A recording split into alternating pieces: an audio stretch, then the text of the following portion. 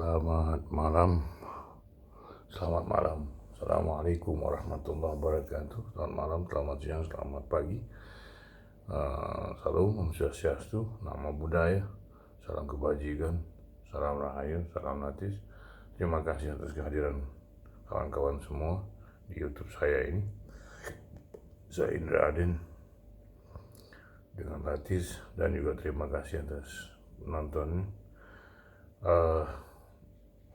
Ada sebuah area yang harus kita hati-hatikan saat ini, adalah area pengaruh, atau sekarang bermainnya adalah bukan dengan fisik, bukan dengan kekuatan militer secara langsung, tapi itu adalah kekuatan militer itu dipakai saat terakhir ketika memang dibutuhkan. Tapi itu kita bisa lihat dari cara bergeraknya Rusia. Dari tahun 2008 dia meminta untuk Amerika dan Rusia bekerja sama dalam membuat sebuah aliansi bersama, tapi ditolak oleh Amerika dan NATO.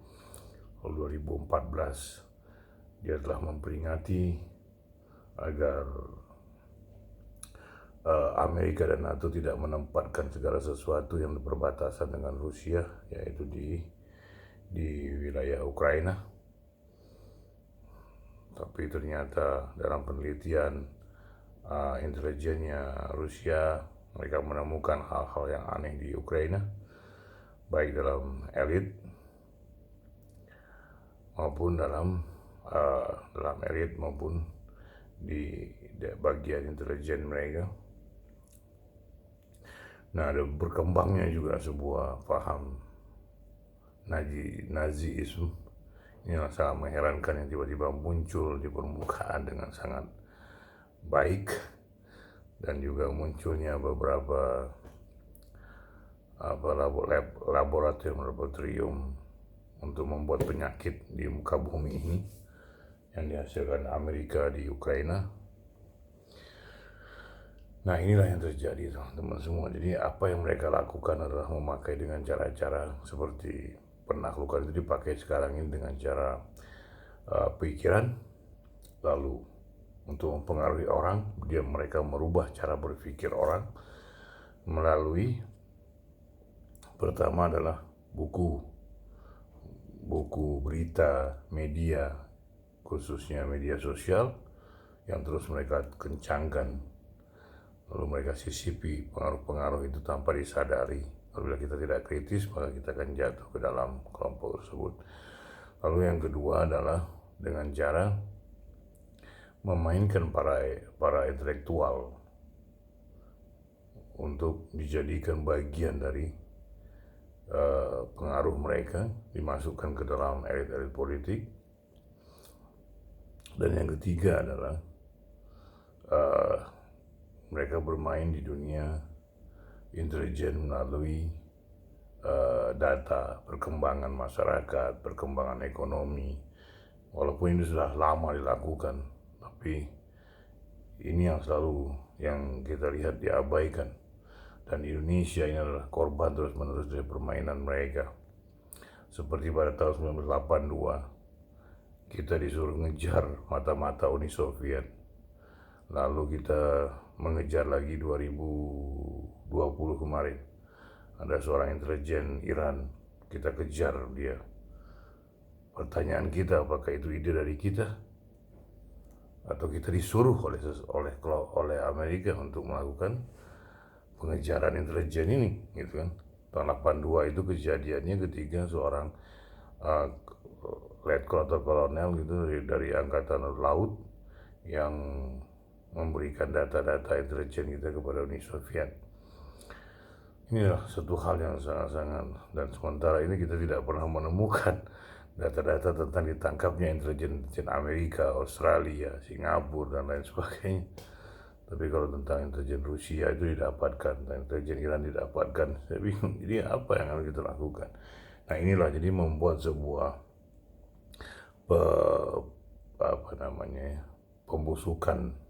pembusukan dari dalam untuk melihat kebencian masyarakat pada sebuah negara. Jadi inilah yang mereka pakai secara berkelanjutan. secara berulang-ulang, secara masif. Inilah yang terjadi teman-teman semua, bahwa yang dilakukan oleh mereka selalu dengan cara-cara seperti ini.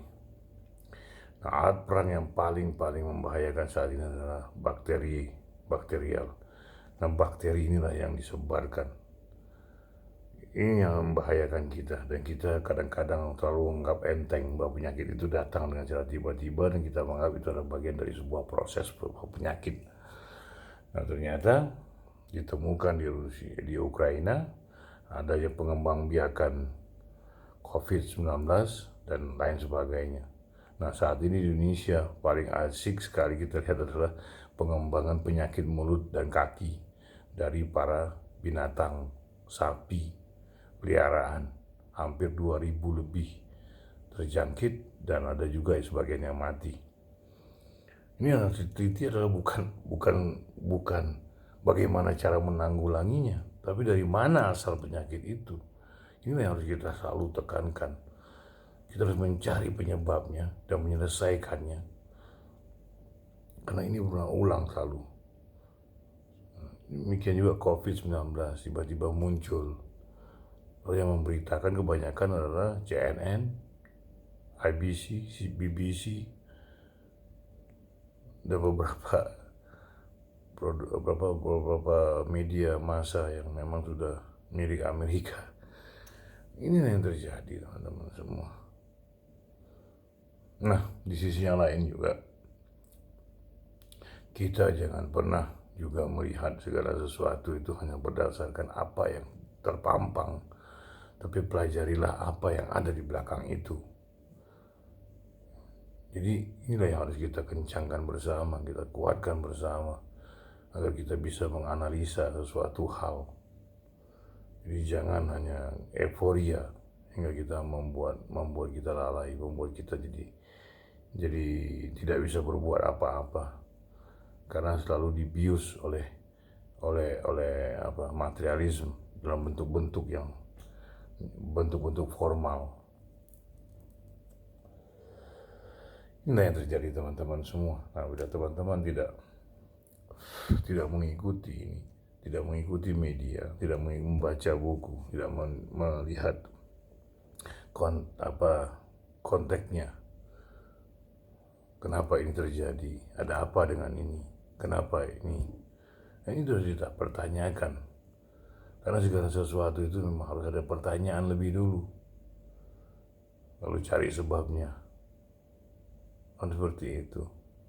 Nah, inilah yang harus kita mulai, karena segala sesuatu sekarang dibikin seolah-olah bahwa garis besar dari sebuah permainan ini adalah bersumber dari dalam negeri. Bukan itu seperti itu. Karena apa? Karena daya serap berpikir masyarakat sangat rendah. Ini yang terjadi. Akibat apa?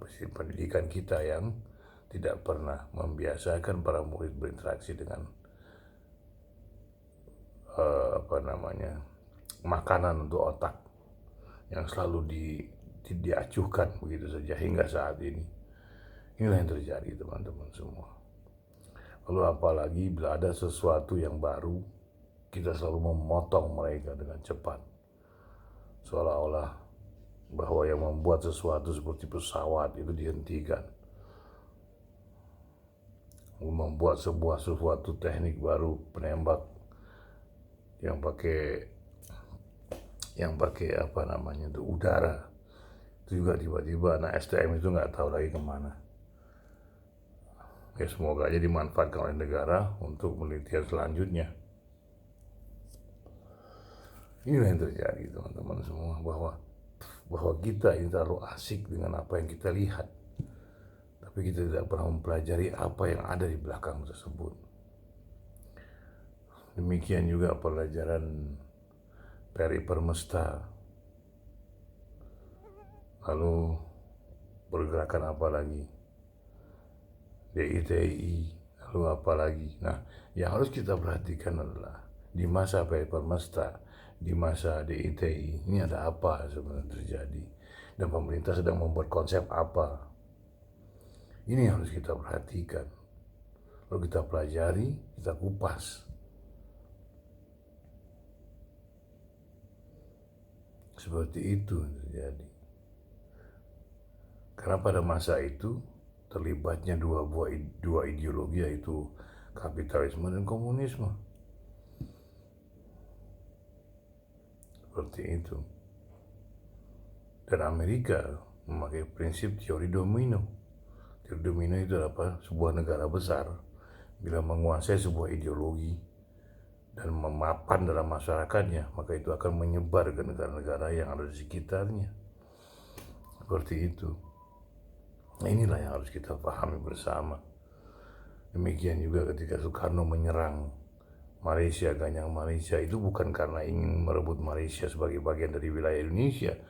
Bukan, tapi apa? Itu mengajarkan pada sebuah negara bahwa mereka harus hidup lewat pertempuran, melawan penindasan, melawan kolonialisme, melawan imperialisme. Bisa kita lihat sekarang perbedaannya. Bagaimana Malaysia yang hidup masih dalam bahasa Melayu yang tidak jelas. Bahasa Melayu mereka menggunakan bahasa Inggris sehari-hari. Bahkan orang Cina ngobrol Cina, orang Tamil ngobrol Tamil, orang India ngobrol India. Dan tidak ada penggunaan bahasa Melayu secara umum. Bahkan orang Melayu sendiri pun menggunakan bahasa Inggris dalam keseharian mereka. Memang Indonesia menyerap bahasa-bahasa asing, tapi telah di-Indonesiakan. Nah, itu sah-sah saja. Kenapa? Karena ini adalah proses dari kolonialisme masa lalu. Berapa tahun kita dikuasai oleh mereka, hingga banyak bahasa-bahasa kita pun dihilangkan oleh mereka dan kita menggunakan bahasa yang mereka pakai dalam sehari-hari karena kekuasaan mereka hingga sampai dalam dunia pendidikan. Inilah yang mempengaruhi orang cepat berpikir, merubah dirinya mereka menjadi seperti yang menaklukkan, yaitu para kolonialis. Jadi Indonesia itu serapnya bukan karena menyerap secara karena melihat adanya sebuah keinginan menjadi bahasa, tidak, tapi karena disebabkan adanya sebuah kolonialisme, penindasan, adanya sebuah kebijakan, adanya sebuah penguasaan. Jadi itu yang harus kita bicarakan. Kita lihat apa yang terjadi pada Malaysia saat ini. Mereka kebingungan. Nah, kita yang melakukan sebuah pertempuran dengan Belanda dari Inggris, lalu dari Portugis, Inggris, Belanda, Jepang, ke Belanda lagi. Lalu apa yang kita hasilkan? Karena kepercayaan diri kita. Karena apa? Kita menggunakan satu bahasa, satu bangsa, satu tanah air. Menggunakan bahasa Indonesia. Seperti itu yang terjadi. Karena apa? Kita merasakan sakitnya ditindas, kita merasakan susahnya melawan, kita merasakan bagaimana kita diejek, dihina dalam kekuasaan mereka. Seperti itu yang terjadi. Nah, inilah yang harus kita sadari bersama. Bahwa penguasaan kepada kita itu adalah melalui apa? Cara berpikir. Ini yang dirubah terus-menerus oleh mereka. Dan mereka membiayai para mahasiswa untuk sekolah di negeri mereka. Apa yang mereka dapatkan? Hanya menjadi penerus dari apa yang mereka dapatkan di luar, lalu mereka berikan pada masyarakat dengan cara sistem mereka, bukan sistem kita. Inilah yang terjadi. Nah, disinilah yang terjadi teman-teman semua. Bahkan dalam satu hal yang terkecil, teori kita nggak pernah punya. Teori politik, ekonomi, apapun bentuknya kita nggak pernah ada. Kalau ada pun itu sebentar hilang. Ini yang terjadi. Jadi penaklukan itu dilakukan melalui cara bicara, yaitu penguasaan dalam cara berpikir. Yang kedua apa? Melalui media, medsos, media sosial. Yang ketiga apa? Melalui orang-orang yang memiliki pengaruh, lalu dibawa ke luar negeri. Mereka disekolahkan, masuk ke dalam pemerintahan, lalu elit politik oligarki. Nah, dengan inilah mereka menggunakan pengaruh apa yang mereka pelajari, mereka susupkan ke dalam kelompok-kelompok ini dan mereka sebarkan secara masif. Jadi inilah yang terjadi teman-teman semua. Jadi kita harus berhati-hati dalam cara berpikir, karena alat militer itu merupakan bagian terakhir dari sebuah sistem peperangan. Ini yang harus kita pahami bersama. Jadi jangan anggap bahwa enteng, jangan menganggap bahwa ini tidak ada masalah di bangsa ini. Masalah besar, yaitu masalah apa? Cara berpikirnya kita kurang. Saya tidak bosan mengulang-ulang hal seperti ini, karena inilah bagian yang terpenting dari prosesnya sebuah bangsa, yaitu apa? Kemandirian dalam berpikir. Maka Soekarno pernah bilang bahwa kemandirian dalam berpolitik, kemandirian dalam budaya, kemandirian dalam ekonomi. Ini harus kita miliki bersama. Berkemandirian dalam politik, berkemandirian dalam budaya, berkemandirian dalam ekonomi. Karena inilah yang harus kita miliki bersama. Karena asas inilah yang menguatkan kesadaran masyarakat pada sebuah proses kebangsaannya. Itu yang terjadi. Nah, inilah yang terjadi teman-teman semua. Kalau masalah ini bisa dilihat pada YouTube saya yang sebelum-sebelumnya tentang penaklukan orang-orang yang diberikan wewenang oleh para penguasa dunia, yang penguasa hegemoni, lalu mereka titipkan orang-orang elit dan oligarki mereka. Nah, disitulah mereka bermain oleh kebijakan-kebijakan. Nah, di sini teman-teman semua, bahwa apapun yang kita baca, apapun yang kita lihat, itu harus kita analisa lebih dahulu. Kita harus kritisi bersama, seperti itu. Nah, di sisi lain juga masuknya Elon Musk ke Indonesia ini merupakan bagian dari yang harus kita lebih hati-hati lagi. Kenapa? Karena ini menyangkut teknologi. Teknologi itu sudah menyangkut segala hal. Data data pribadi, data ekonomi, data segala hal.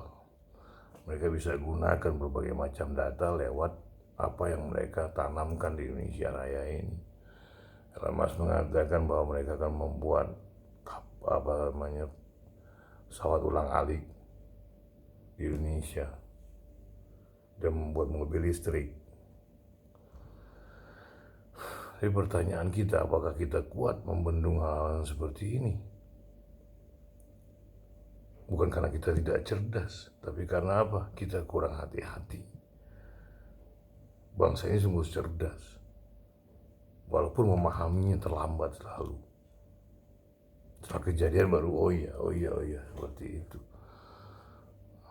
Karena itu tadi, lihatlah YouTube saya yang sebelumnya. Jadi segala aksi yang kita lakukan dan segala kejadian yang ada di muka bumi kita harus pahami, kita harus pelajari bersama, gerak bersama. Karena apa? Seperti Rusia masuk Ukraina, itu ada sebab-sebabnya. Seperti itu. Lalu kenapa Amerika ngotot untuk mempertahankan Ukraina sebagai bagian dari dirinya? Karena musuh dia ada di depan, itu Rusia. Yang kedua apa? Kebutuhan Ukraina terhadap senjata. Adanya transaksi uang di situ. Jadi mempertahankan perang adalah ekonominya Amerika. Yang ketiga, apa? Kebutuhan mereka akan tempat atau sumber daya alam. Inilah yang selalu digenjot-genjot oleh Amerika Serikat. Nah, inilah yang harus kita pahami bersama. Inilah yang kita harus analisa bersama. Karena bukan apa-apa. Jadi bangsa inilah bangsa yang cerdas. Dalam sejarahnya itu banyak yang dipotong-potong. Bahkan Antartika aja kita Antartika ya, benua Antartika itu. Mereka bilang di Eropa, ternyata di Indonesia. Kesejarahannya. salah satu, saya lupa buku tentang Socrates itu, dia mengatakan bahwa Antartika itu ada di sebuah tempat yang dimana orang yang suka bertani, penuhnya sungai, banyaknya gunung, dan di sana banyaknya kerbau-kerbau atau bison lah istilah mereka. Padahal itu kerbau. Mereka bercocok tanam, mengandalkan hujan, seperti itu. Demikian juga ketika suku Maya, Aztec, kita baru dapatkan lagi bahwa yang membuat peradaban mereka maju adalah orang yang tinggalnya di garis khatulistiwa, yaitu di garis matahari, terbitnya matahari. Ini semua sekarang mulai terbongkar. Berarti Indonesia itu memiliki sebuah kekuatan berpikir, kekuatan ilmu pengetahuan, kekuatan memberikan sesuatu pada masyarakat dalamnya maupun di keluar. Ini sebuah hal yang sangat-sangat mengagumkan, seperti itu. Nah, inilah yang harus kita lakukan bersama. Jadi analisa itu sangat diperlukan bangsa ini. Melalui apa? Yaitu tadi, daya berpikirnya diperkuat. Lewat mana? Pendidikan. Kebijakan yang harus diperkuat, ditekan, menjadi bagian yang terpenting setelah ekonomi. Jadi menurut saya seperti itu, karena inilah yang memunculkan orang-orang yang memiliki pemahaman terhadap kebangsaan, memiliki pemahaman terhadap nasionalisme, memiliki pemahaman terhadap persatuan Indonesia, dan memahami kultur atau budaya yang ada dalam bangsanya. Seperti itu, dan mereka juga akhirnya bisa memahami cara membuat ekonomi Indonesia bergerak, politik dalam negeri, kekuatannya ada dalam negeri. Seperti itu. Jadi berpolitiknya dengan cara kita. Walaupun banyak orang yang bilang mimpi, ya kita harus berusaha. Karena apa? Karena inilah yang terjadi. Harus kita perkuat bersama. Jadi janganlah menganggap diri kita rendah di hadapan orang asing.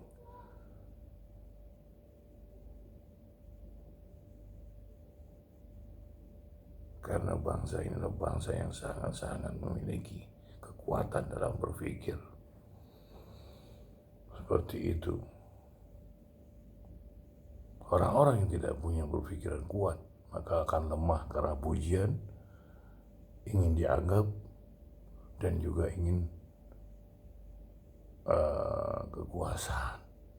Ketika mereka sudah dapat dipuji-puji, diberikan tempat di muka bumi ini, diberikan kekuasaan, jabatan, apa segala macam yang dibuat oleh para hegemonian ini. Lalu kita dipuji-puji, dan lalu seolah kita berkelahi dengan mereka. Apakah benar kita berkelahi dengan Amerika? Apakah benar kita mengatakan kita menaklukkan Amerika kalau kita menaklukkan? Tidak. Jadi seperti itu yang terjadi.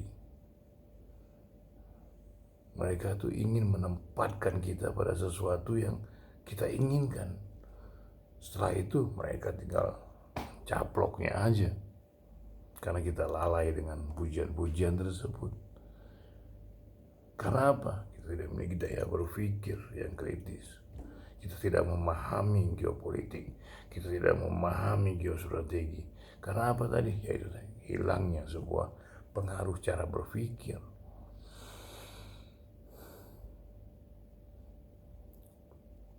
Kita dipuja-puji. Sampai data militer kita aja urutan ke-10 sekarang. Dulunya 16, sekarang ke-10. Apakah betul kita urutan ke-10? Kan seperti itu. Nah, ini yang harus kita pahami bersama. Kenapa mereka menempatkan kita seperti itu? Karena kita senang dengan pujian itu. Kita mengharapkan itu ada pada bangsa ini. Gak usah jauh-jauh. PSSI kemarin kalah dengan Thailand di Vietnam. Dan itu kecurangan wasit secara umum. Adakah pemerintah kita protes? Adakah PSSI protes? Tidak ada. Kenapa? Karena itu tadi. Kita senang dengan pujian bahwa orang Indonesia pengalah. Indonesia ini orang baik. Padahal kita ditindas dalam kebaikan kita itu.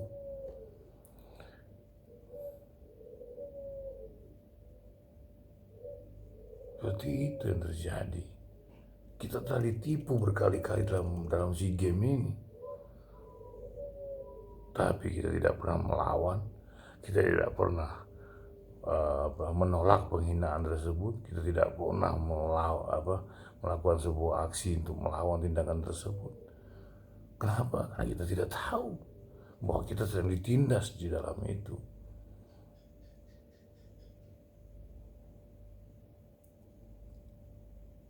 Seperti itu. Ini aja yang paling kecil yang kita lihat di ASEAN. Apalagi di alam global. Seperti itu. Politik kita pun politik yang dianggaplah. Jadi ideologi yang Indonesia punya ini adalah ideologi yang minta dikasihani, minta dipuji. Seperti itu. Itulah ideologi politik bangsa ini yang dipegang oleh para elit politik saat ini. Jadi kekritisan kita telah hilang, analisa kita telah nggak ada.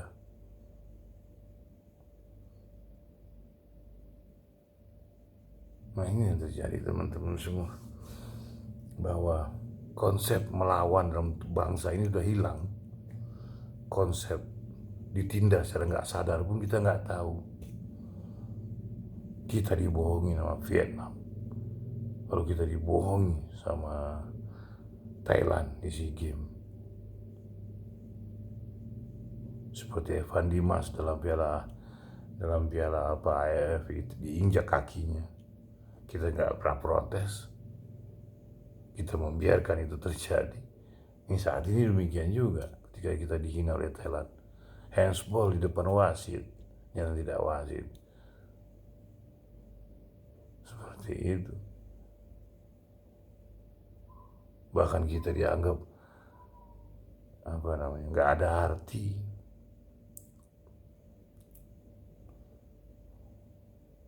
Seperti itu. Pemain marah, ya wajar marah karena mereka menyaksikan, mereka melihat, mereka dihina di situ, ya wajar mereka marah. Tidak ada fair play lagi di bola ASEAN ini. Terus kita membiarkan itu tanpa protes. Ini aja yang paling kecil yang telah ada.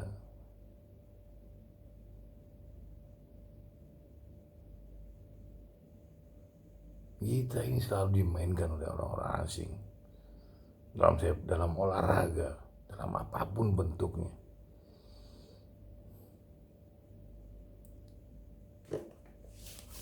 Kekritisan hilang, analisa tidak punya.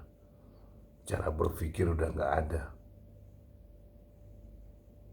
Terus para elit asik dengan permainan dirinya mereka masing-masing, ia dianggap menjadi orang yang hebat. Ini udah apa?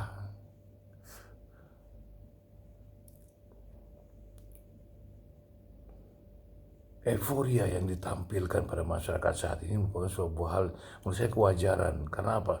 Karena selama ini mereka tidak pernah merasakan hal-hal yang baik dalam bangsa ini. Pembangunan nggak pernah lengkap, segala macam. Nah tiba-tiba ini datanglah Jokowi memberikan itu semua. Euforia. Ini yang terjadi. Tapi kita tidak pernah menggunakan analisa dalam euforia ini. Saya juga senang karena ada pembangunan pada bangsa ini.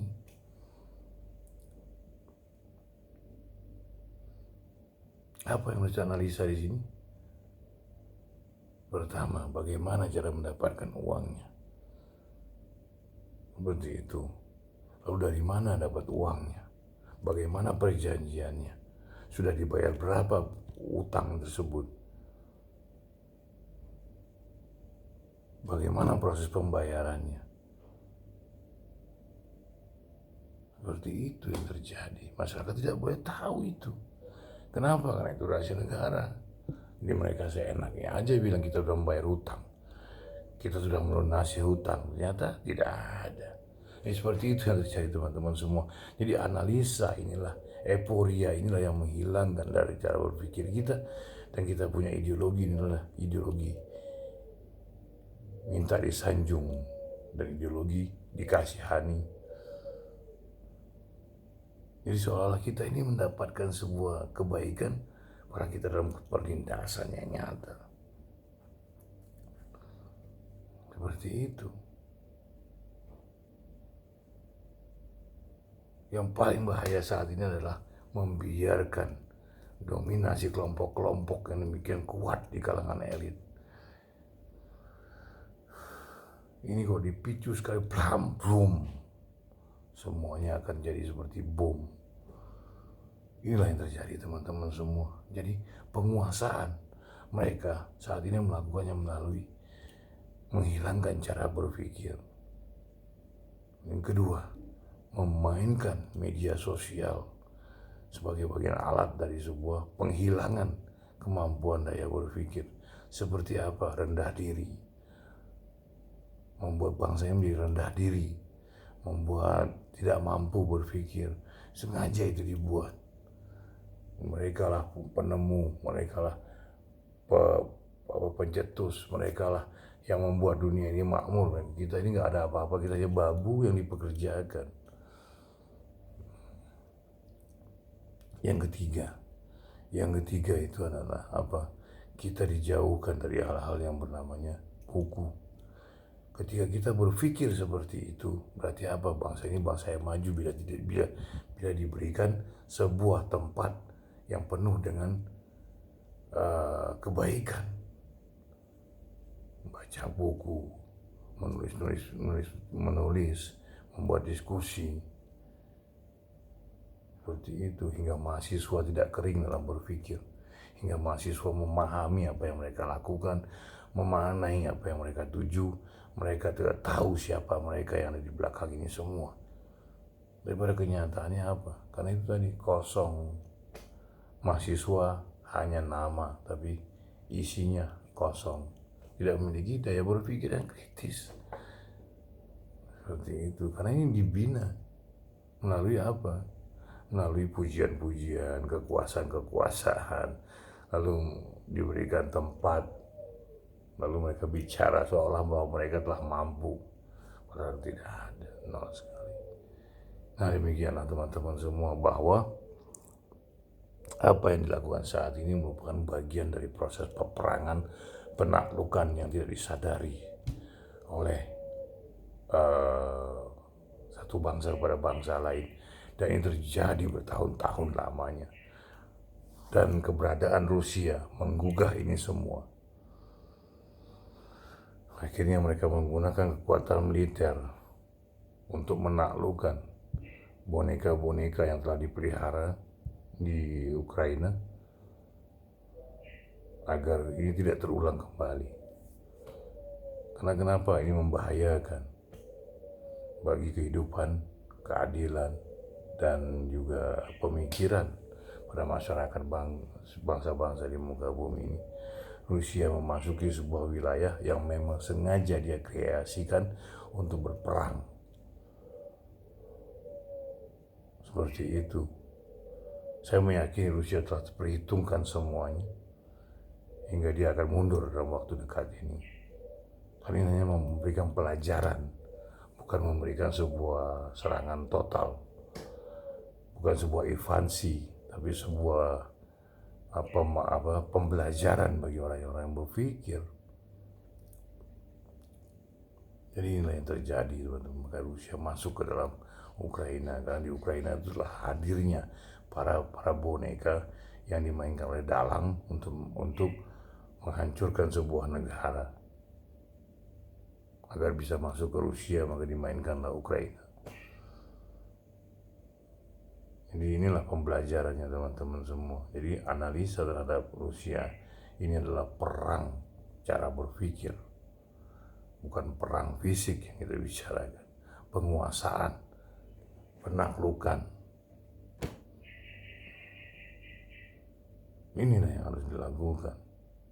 Dan merebut kebenaran. Inilah yang sedang diperebutkan di Rusia dengan Amerika Serikat.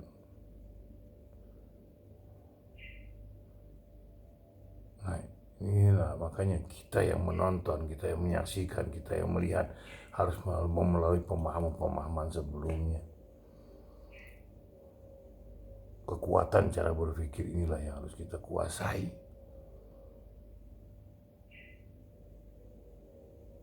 Inilah teman-teman semua. Makanya untuk pembicaraan saya akan mengulang ini. Karena bukan apa-apa. Karena inilah dasarnya sebuah bangsa bisa maju. Sebuah bangsa memiliki kesadaran. Sebuah bangsa memiliki kepercayaan diri. Sebuah bangsa memiliki keyakinan atau apa yang dilakukannya. Yang sebuah orang boleh itu self-confidence. Kepercayaan diri. Kenapa? Karena mereka memiliki ilmu. Jadi inilah poin yang terpenting dalam kehidupan. Jadi teman-teman, demikianlah untuk malam ini, bahwa kita telah masuk dalam sebuah proses baru, yaitu ini kita akan masuk ke dalam geopolitik, geostrategi. Nah demikianlah teman-teman semua. Terima kasih atas perhatiannya, terima kasih atas menontonnya dari awal hingga terakhir. Terima kasih juga atas subscribe-nya, like-nya, share-nya. Dan juga saya terima kasih menonton dari awal hingga terakhir. Semoga teman-teman dalam keadaan sehat selalu, bahagia selalu, dan dimudahkan rezekinya Allah Subhanahu wa Ta'ala. Assalamualaikum warahmatullahi wabarakatuh. Selamat malam, selamat siang, selamat pagi. Salam, Om Swastiastu, Namo Buddhaya. Salam kebajikan, salam rahayu, salam latif.